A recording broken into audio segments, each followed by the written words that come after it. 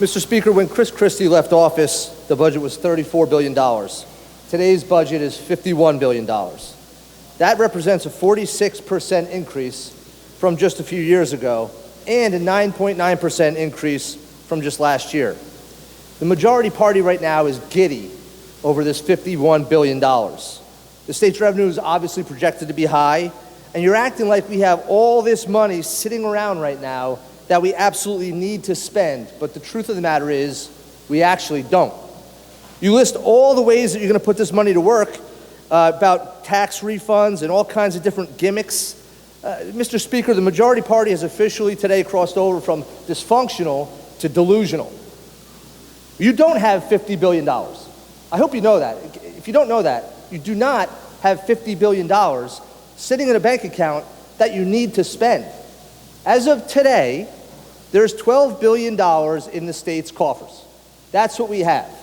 All the rest of this money that you plan on doling out, you have to take. You have to go and take from the people through taxes and fees.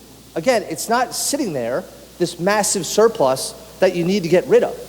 You still yet need to go take it through taxes and fees. I mean, I hope you know that's how this works. It's a budget on projected revenue, not a pile of cash that you need to get rid of. But yet that's how you act.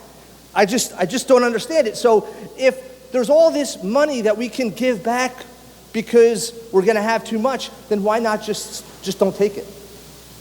Right now, you can pass all sorts of bills. I don't even care what they look like, but all sorts of bills that will lower the taxes that we will take and just not take the money in the first place. I'll give you one example, just for a thought. Let's say we only need $38 billion. Christie left, it was $34 billion. $38 billion is about a 10% increase since then. Let's say we could get away with only $38 billion. Well, you could effectively cut out the sales tax for a full year.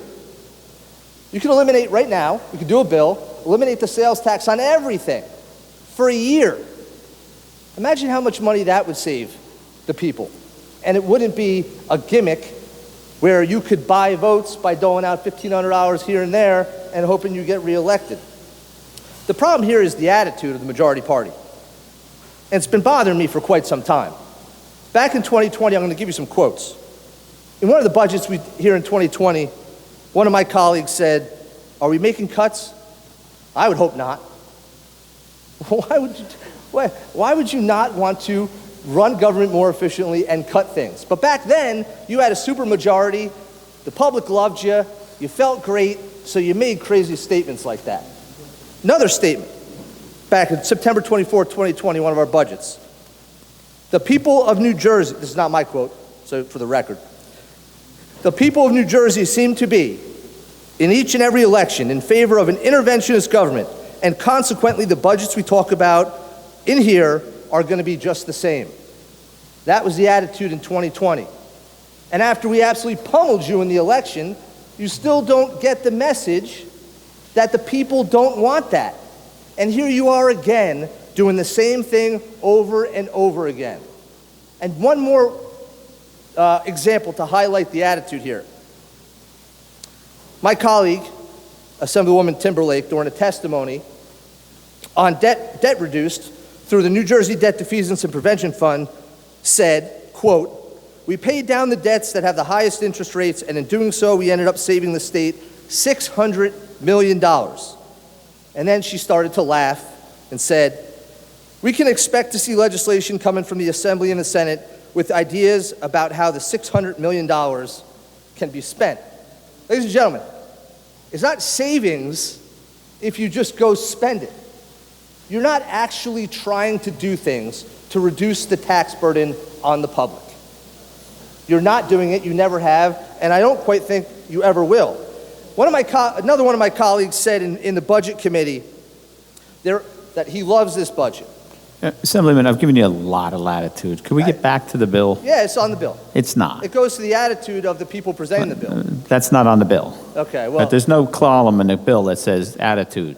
Check, that's very true. Let's get back to the bill. It is reflective of the attitude. All right, I'll say this. May I say this, Mr. Speaker? I don't know. If Why I don't you, may? I guess I can't stop you. go. Why don't you say it, and then I'll tell you whether you could have That said would it be or not. We work so well together, it's amazing. So in the Budget Committee testimony, which produced this budget, comments were made that there are no new taxes and fees. Is that okay? Yeah, Okay. okay. At least it's on the budget. It's on the budget. But again, that comment and comments like that just show how you have absolutely no idea what this budget is made of. This budget is made of the results of taxes and fees that you constantly produce. Give you a couple examples. Last year, we increased the HMO tax from 5% to 5% from 3%. A 4-year extension of the 2.5% CBT tax. The plastic bag tax for $12 million. 2.5% health insurance premium tax. All those taxes equal all the money that you now have to just give away to people trying to buy votes. The point I'm trying to make here, Mr. Speaker, is this. There's a $51 billion budget in front of us today that does not have to be a $51 billion budget. You don't need to take this money.